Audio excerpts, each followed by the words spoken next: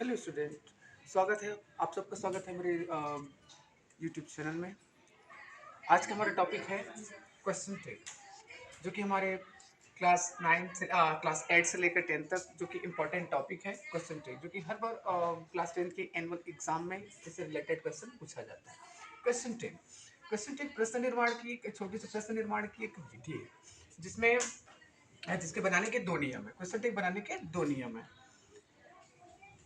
First rules है, यदि हमारा जो सेंटेंस है वो अफर्मेटिव सकारात्मक है।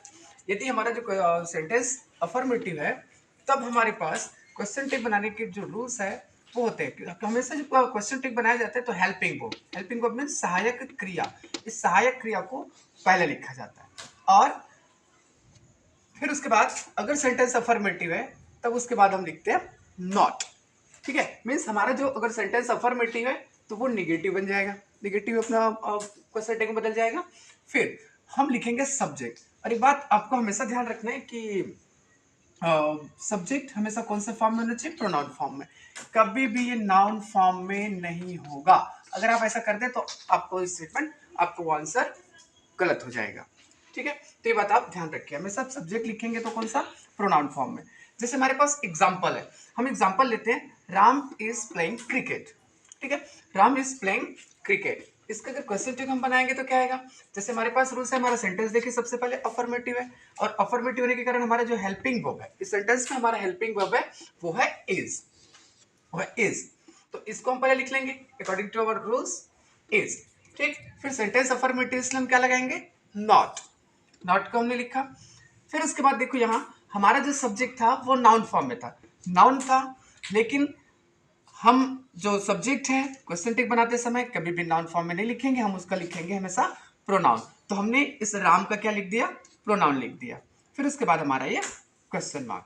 ठीक है, इज नॉट ही, इसे हम लिखेंगे isn't he in short response. Short response में से क्या लिखेंगे?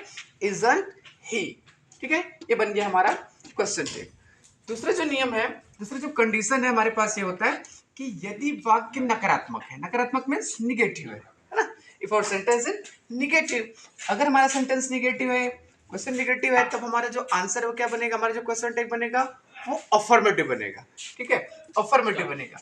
रूल्स देखिए, सबसे पहले हम लिखेंगे हेल्पिंग वर्ब, जो सहायक क्रिया है उसे लिखेंगे। फिर हम लिखेंगे सब्जेक्ट। फिर से मैं बताना चाहूंगा, फिर से रिपीट करता हूं कि यहाँ जो सब्जेक्ट लिखेंगे, हमारा जो सब्जेक्ट होगा करता होगा, कभी भी नाउन फॉर्म में नहीं होगा। वन सेकेंड, आपको लिखना है प्रोनाउन फॉर्म में। ठीक है, फिर से हम प्रोनाउन लिखेंगे। Let's come into the example, Geeta does not cook food. ये एग्जाम्पल है हमारे पास और हमें कहा गया है क्वेश्चन टेक बनाइए, एड क्वेश्चन टेक। तब क्या हमारा आंसर बनेगा? हेल्पिंग वर्ब, जैसे कि आप देख पा रहे हैं, डज। फिर सेंटेंस हमारा जो एग्जाम्पल है वो है निगेटिव, और निगेटिव होने के कारण हम रूल्स लगाएंगे और हमारा जो क्वेश्चन टेक बनेगा वो अफर्मेटिव बनेगा। अफर्मेटिव मतलब उसमें से नॉट हट जाएगा। ठीक है, नॉट हट जाएगा। ये आ गया डज। फिर हम लिखेंगे सब्जेक्ट, और भले हमारा जो सब्जेक्ट यहाँ था नाउन फॉर्म में, हमने लिखा इसका प्रोनाउन।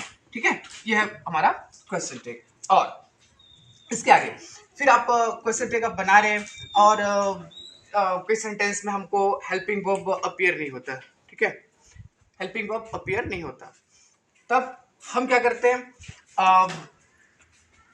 उसमें से हेल्पिंग वर्ब